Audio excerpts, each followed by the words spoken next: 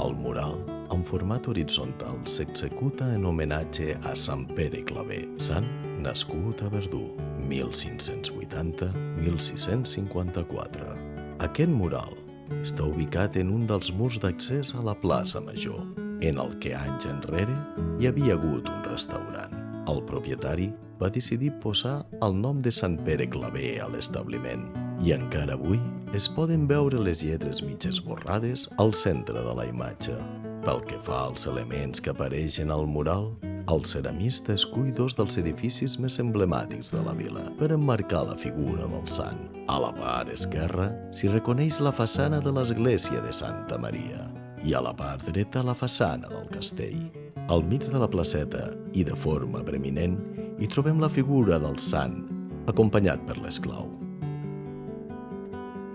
El darrer propietari del restaurant va decidir canviar-li el nom. I en aquell moment va ser quan les grafies originals del mural van quedar tapades darrere d'una capa de pintura.